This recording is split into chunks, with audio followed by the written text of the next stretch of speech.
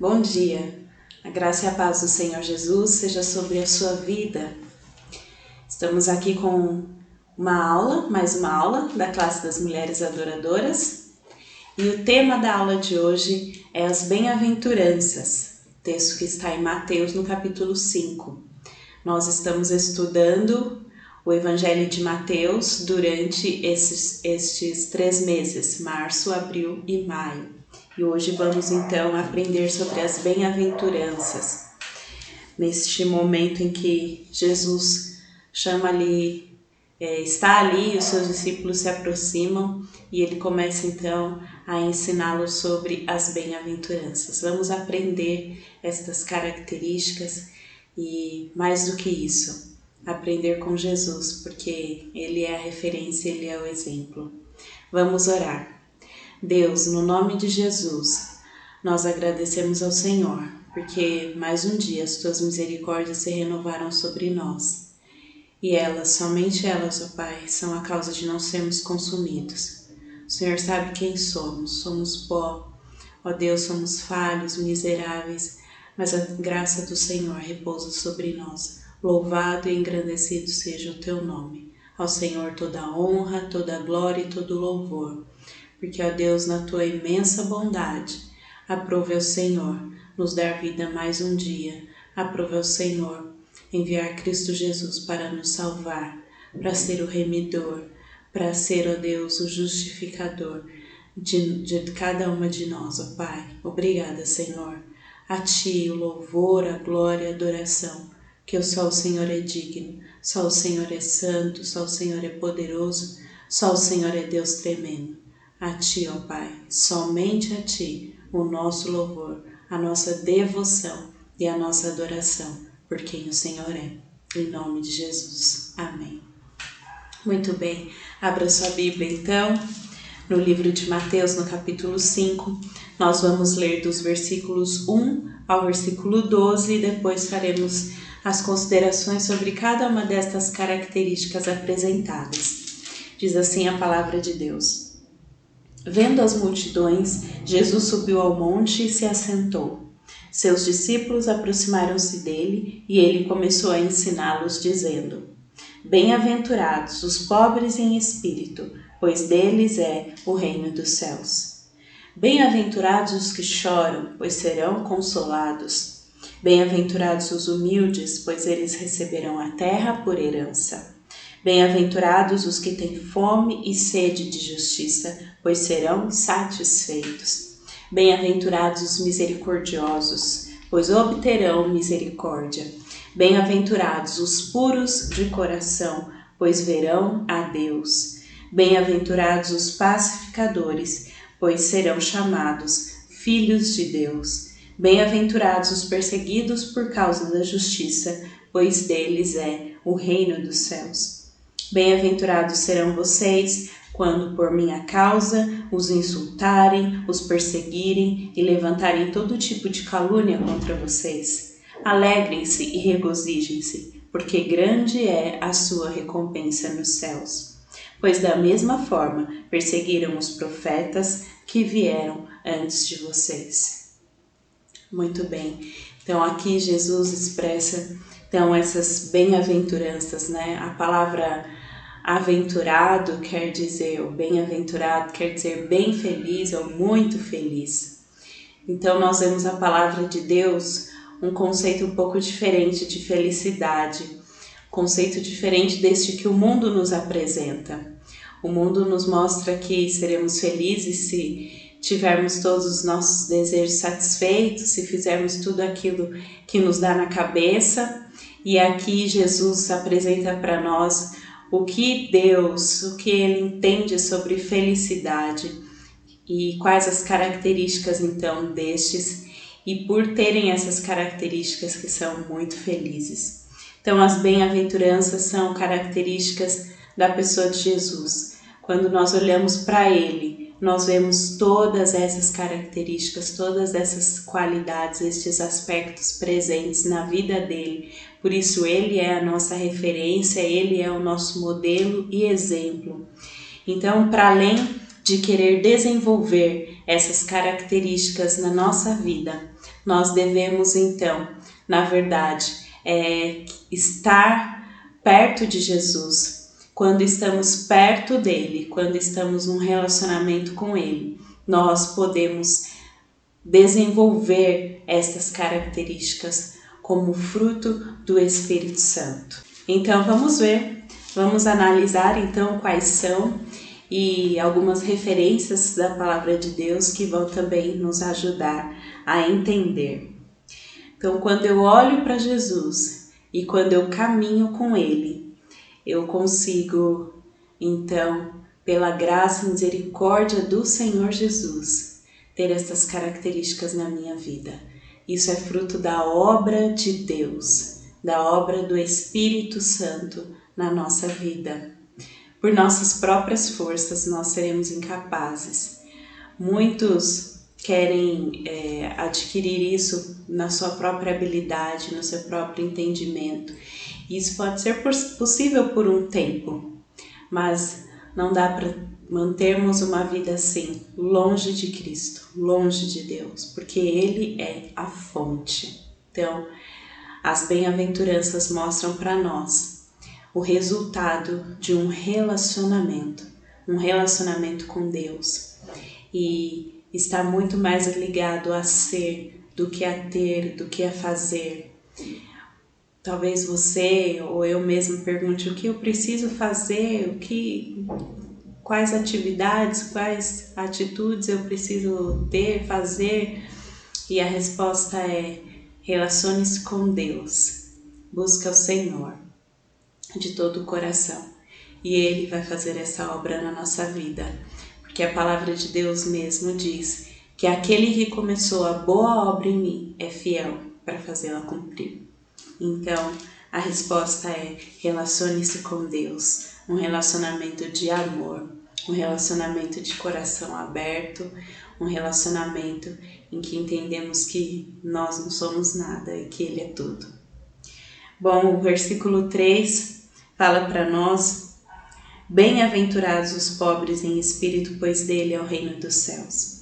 E antes disso, no versículo 1, a palavra diz que vendo as multidões, Jesus subiu ao monte e se assentou. Então muitas pessoas acompanhavam Jesus. Mas veja o detalhe, continuando o versículo, diz assim: seus discípulos aproximaram-se dele. Então foram seus discípulos diante de toda aquela multidão, muitas pessoas, mas foram os seus discípulos que se aproximaram dele. Então há muitas pessoas, muitas multidões seguindo a Jesus, mas são poucos aqueles que se aproximam dele para aprender dele, para vê-lo, para imitá-lo, para copiá-lo, para tê-lo como exemplo. Que sejamos nós, estes discípulos de Jesus, que se aproximam dele. Não se aproximam, não só estão junto para receber as suas bênçãos, para receber os seus milagres, mas se aproximam para aprender com ele e para ser como ele. Então, o versículo 3 fala que bem-aventurados os pobres em espírito, ou os pobres de espírito. O que isso quer dizer? É aquele que reconhece a sua incapacidade e a dependência de Deus. Pobre de espírito quer dizer: eu não sou nada, eu não tenho nada, eu sou tão pequenino que eu dependo totalmente de Deus. Então, Jesus traz aqui essa primeira característica, que é aquele que se esvazia de si, que sabe que tudo aquilo que tem ou que é vem de Deus, é favor do Senhor. Então essa é a primeira característica, é aquele que é pobre de espírito. Vamos ler 2 Coríntios capítulo 12, do 9 ao 10. O apóstolo Paulo traz um exemplo para nós de pobre de espírito. 2 Coríntios capítulo 12, de 9 a 10. Diz assim a palavra de Deus, inclusive nós lemos esse texto na aula passada. Mas ele me disse: minha graça é suficiente para você, pois o meu poder se aperfeiçoa na fraqueza. Portanto, eu me gloriarei ainda mais alegremente em minhas fraquezas, para que o poder de Cristo repouse em mim. Por isso, por amor de Cristo, regozijo-me nas fraquezas, nos insultos, nas necessidades, nas perseguições, nas angústias, pois quando sou fraco, é que sou forte. Paulo aqui trazendo para nós esse exemplo de pobre de espírito, aquele que reconhece a sua incapacidade, reconhece a sua miserabilidade e coloca-se então diante de Deus. Paulo mesmo diz, miserável homem que sou. Isso é ser pobre de espírito. No versículo 4, fala bem-aventurados os que choram. E por que chorar? O choro é a característica daquele que lamenta o pecado, aquele que reconhece como pecador e é consolado pela graça de Deus. Como diz a continuação do texto, serão consolados e são consolados pela graça de Deus. Vamos ler Tiago 4, de 8 a 10. Tiago, capítulo 4. De 8 a 10, diz assim a palavra de Deus: aproximem-se de Deus e Ele se aproximará de vocês. Pecadores, limpem as mãos, e vocês que têm a mente dividida, purifiquem o coração. Entristeçam-se, lamentem-se e chorem, troquem o riso por lamento e a alegria por tristeza. Humilhem-se diante do Senhor e Ele os exaltará. Este é um exemplo para nós, é uma referência do que é aqueles que choram, são aqueles que se reconhecem pecadores e por isso lamentam e choram na presença de Jesus. E por outro lado são consolados e alegrados pela graça dele, porque reconhece que é a graça do Senhor que nos perdoa, que nos concede o perdão diante do nosso imerecimento. Versículo 6, ou melhor, versículo 5. Bem-aventurados os humildes, bem-aventurados os humildes, pois receberão a terra por herança. Em outras traduções pode ter a palavra manso. Então, o que significa? É a característica que implica em aceitar a sua posição de humildade. Então, aquele que se coloca diante do Senhor com humildade. Eu não mereço nada e eu tenho recebido tudo de Deus. Isso é humildade. Tiago, capítulo 4, versículo 6, vai falar para nós sobre isso. Vamos voltar aqui. Tiago, capítulo 4, versículo 6. A palavra de Deus diz: mas Ele nos concede graça maior. Por isso diz a Escritura: Deus se opõe aos orgulhosos, mas concede graça aos humildes. Deus se opõe aos orgulhosos e concede graça aos humildes, aqueles que reconhecem que nada são e que precisam do Senhor. Isso implica então uma posição de humildade. Humildade diante de Deus e humildade também diante dos outros. A palavra do Senhor diz: considerem os outros maiores do que a si mesmo, não é mesmo? Então, essa é a chave e a resposta do Senhor para recebermos dele graça, é termos uma posição humilde. E a palavra de Deus diz que Ele, a seu tempo, é quem exalta. O versículo 6: bem-aventurados os que têm fome e sede de justiça, porque serão satisfeitos. Fome e sede de justiça. E que justiça é essa? É a justiça de Deus. Então, aqueles que têm fome e sede de justiça são os que visam a busca e a prática pela justiça de Deus. Então, não é só desejar a justiça do Senhor, mas também é praticar a justiça de Deus. Lá em Mateus, aqui mesmo, no capítulo 6, no versículo 33, a palavra do Senhor nos aconselha: busquem, pois, em primeiro lugar o reino de Deus e a sua justiça, e todas essas coisas lhe serão acrescentadas. Uma palavrinha interessante, o reino de Deus e a sua justiça. Justiça de Deus. Porque muitas vezes o nosso conceito de justiça é um pouco diferente daquele de Deus. Quando Deus fala de justiça e quando Ele traz na sua palavra que quando nós formos entristecidos, nós devemos nos alegrar. Diz que quando levarmos um tapa num lado da face, nós devemos dar o outro. Se alguém pedir para que andemos 1 milha, devemos andar 2. Essa é a justiça de Deus. E é ela que nós devemos buscar, e não a nossa própria justiça. Versículo 7. Bem-aventurados os misericordiosos. Misericordioso significa ser ativamente compassivo, morrer para si e viver para ele, ou melhor, reter a punição aos ofensores. Então, misericordioso, voltando, significa ser ativamente compassivo e reter a punição aos ofensores. Foi o que Deus fez e é o que Deus faz todos os dias. Todos os dias, Deus renova suas misericórdias sobre a nossa vida. Ou seja, Ele retém a punição que nós deveríamos receber por não obedecermos ao Senhor. Então, toda essa punição que estava sobre nós, essa ira, foi desviada na pessoa de Jesus Cristo.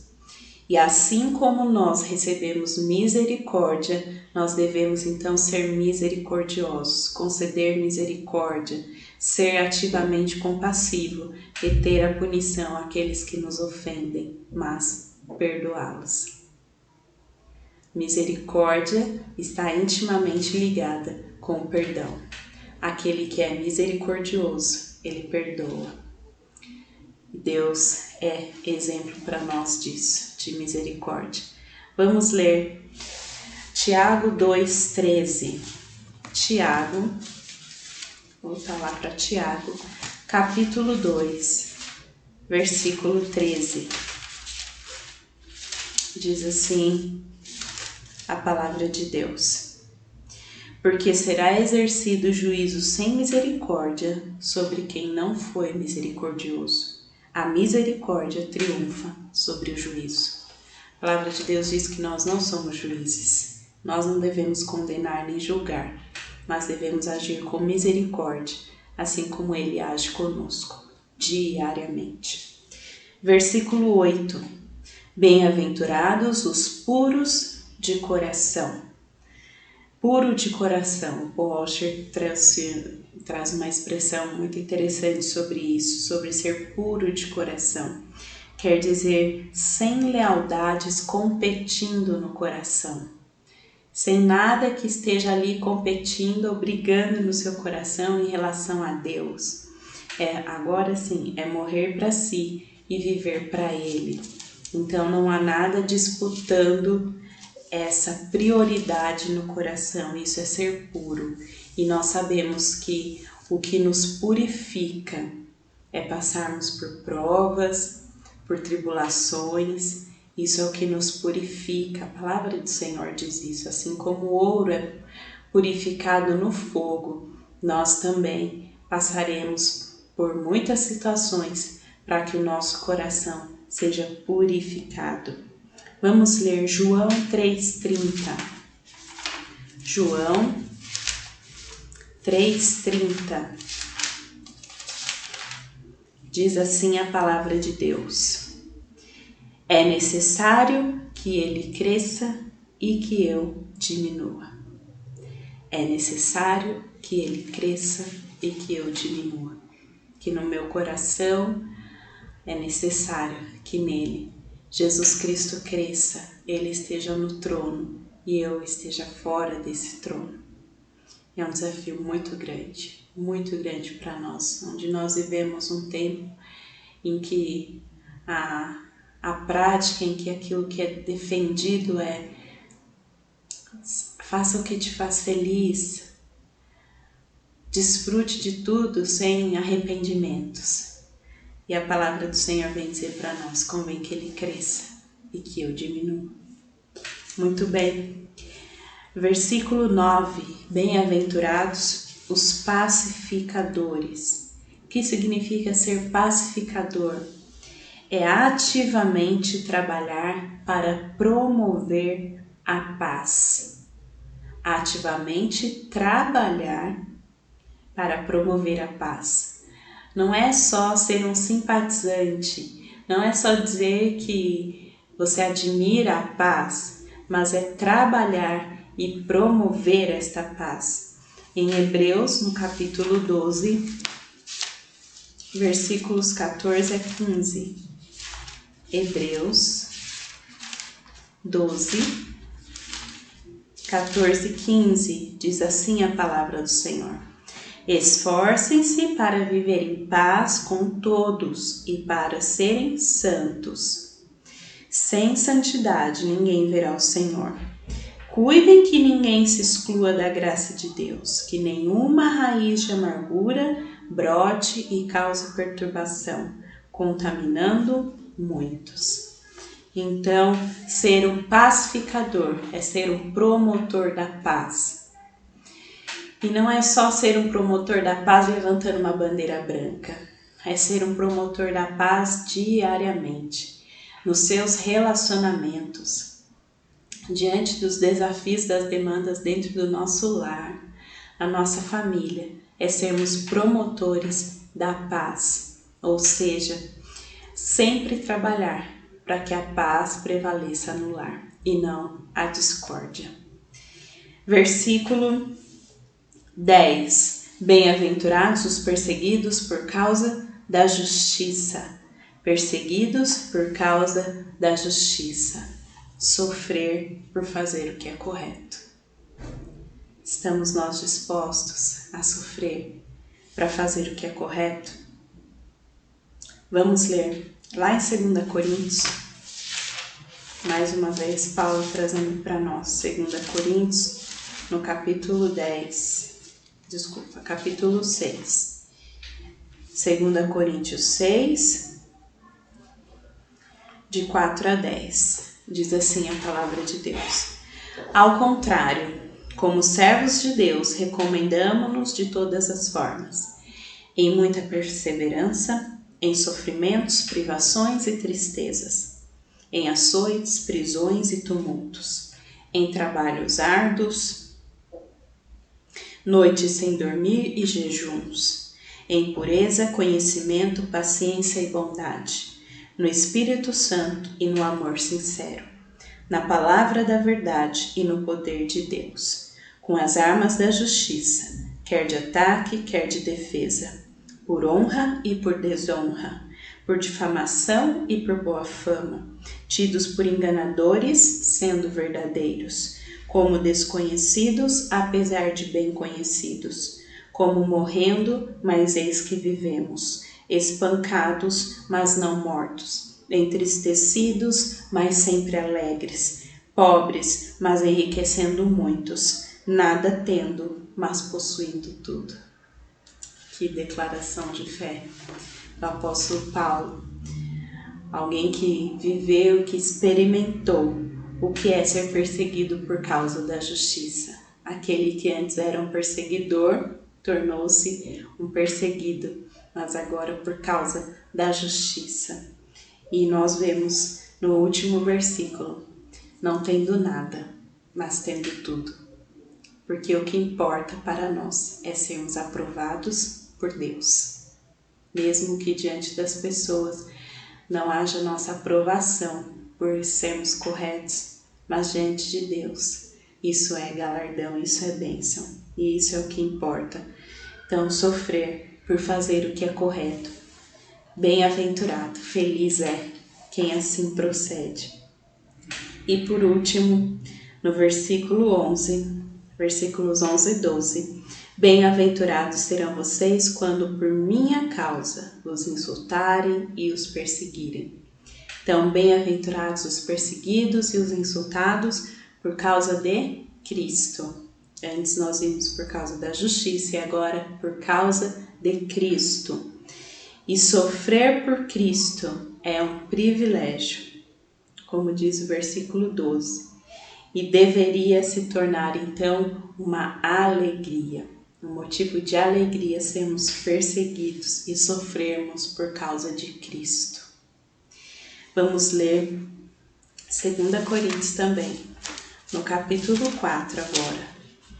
2 Coríntios 4, de 7 a 10.